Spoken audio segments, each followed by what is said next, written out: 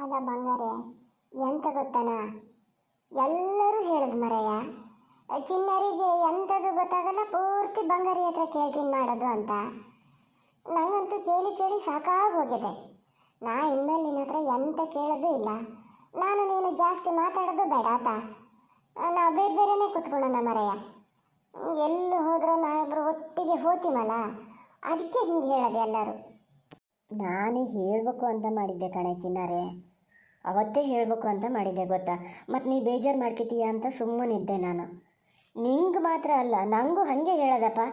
ಈ ಬಂಗಾರಿಗೆ ಎಂಥದ್ದು ಗೊತ್ತಾಗಲ್ಲ, ಸುಮ್ಮನೆ ಒಂದು ಇರೋದು, ಪೂರ್ತಿ ಚಿನ್ನಾರಿ ಹತ್ರ ಕೇಳ್ಕೊಂಡು ಮಾಡ್ತಾನೆ. ಇನ್ನೂ ಎಂತೆಂತ ಎಲ್ಲ ಹೇಳ್ತಾರೆ ಗೊತ್ತಾ. ನಂಗೆ ಅವತ್ತು ಬೇಜಾರಾಗಿ ಬೇಡ, ಅವತ್ತೇ ಬಂದು ನಿನ್ನ ಹತ್ರ ಹೇಳೋಣ ಅಂತ ಮಾಡಿದೆ. ನೀ ಮೊದಲೇ ಬೇಜಾರಲ್ಲಿದ್ದ, ಕಡೆಗೆ ಜಗಳಕ್ಕೆ ಶುರು ಮಾಡ್ತೀಯ ಅಂತ ನಾನು ಎಂಥದ್ದು ಹೇಳ. ಈಗ ನಿಂಗೆ ಗೊತ್ತಾಗಿದ್ದು ಒಳ್ಳೇದಾಯ್ತು ಮರತೆ. ಇನ್ಮೇಲೆ ಹಾಗೆ ಮಾಡೋಣ ಆತ. ನಂಗೆ ಏನು ಅನ್ನಿಸ್ತದೋ ನಾ ಮಾಡ್ತೀನಿ, ನಿಂಗೆ ಏನು ಅನ್ನಿಸ್ತದೋ ನೀನು ಮಾಡು. ಒಬ್ರಿಗೊಬ್ರು ಕೇಳ್ಕೊಳ್ಳೋದೇ ಬೇಡ. ಖಂಡಿತ ಕಣ ಬಂಗಾರಿ, ಹಾಗೆ ಮಾಡ್ಬೇಕು ನೋಡಿ. ಅಲ್ಲ ಕಣ ಬಂಗಾರೆ, ಮತ್ತೆ ಹೋಗಿತ್ತು ನೋಡ.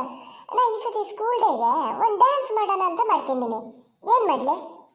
ಹೌದಾ, ನಾನು ಒಂದು ಡ್ರಾಮಕ್ಕೆ ಸೇರ್ಬೇಕು ಅಂದ್ಕೊಂಡಿದ್ದೆ ಕಣೆ. ನಿನ್ನ ಹತ್ರ ಕೇಳಬೇಕು ಅಂದ್ಕೊಂಡಿನಿ, ಮರ್ತೋಗಿದೆ. ಎಂತ ಮಾಡಲಿ? ಅಯ್ಯೋ ದೇವ್ರೆ, ಒಬ್ರಿಗೊಬ್ರು ಕೇಳ್ಕೊಬಾರ್ದು ಅಂದ್ಕೊಂಡಿದ್ವಲ್ಲ.